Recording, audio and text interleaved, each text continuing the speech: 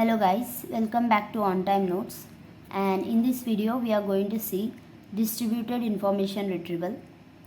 So distributed information retrieval is a system where data is stored in different places like multiple servers or databases, and when you search, the system finds relevant information from these different locations, and DIR is useful for handling large amounts of data from various sources. It speeds up search by processing queries across multiple locations at once, and however, it can be challenging to manage and coordinate the data across systems.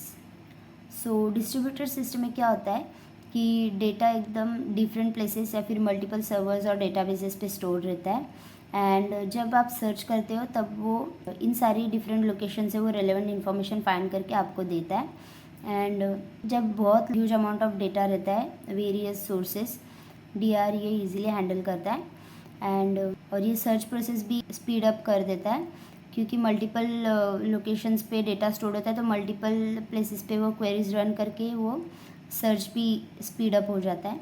And इतना data manage करना मतलब challenging भी है, और वो data को manage करना बहुत चैलेंजिंग है एज डेटा बहुत सारे डिफरेंट लोकेशंस पे स्टोर रहता है and huge amount of data रहता है, तो वो डेटा मैनेज करना थोड़ा चैलेंजिंग हो जाता है।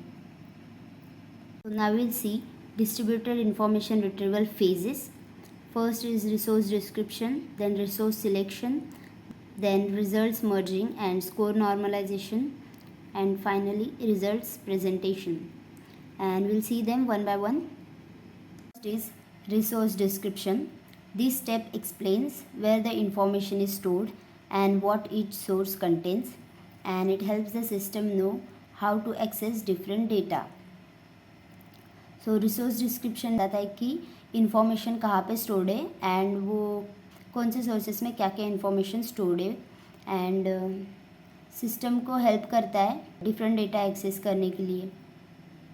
Then second is resource selection.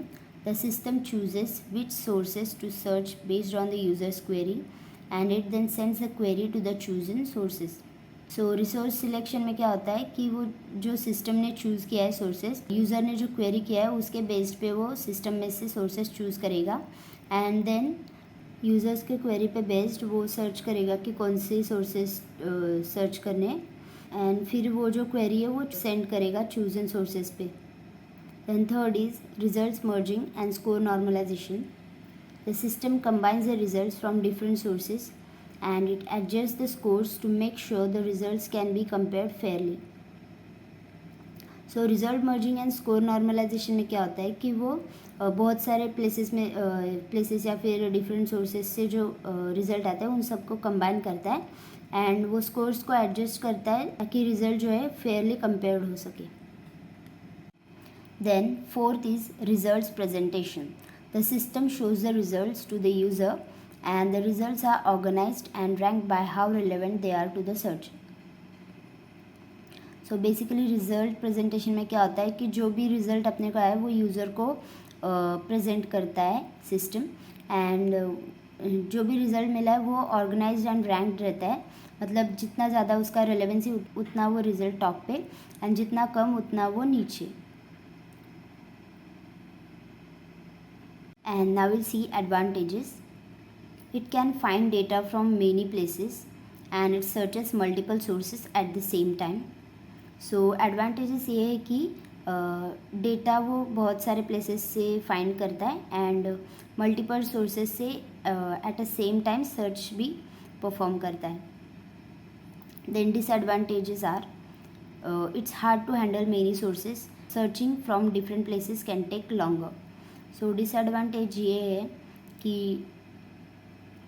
As data जो है वो मल्टीपल सोर्सेज पे स्टोर रहता है, तो वो बहुत सारे सोर्सेज को हैंडल करना मुश्किल हो जाता है, और जैसे ही डेटा डिफरेंट सोर्सेज पे स्टोर रहता है तो सर्चिंग करने के लिए भी बहुत टाइम ले लेता है.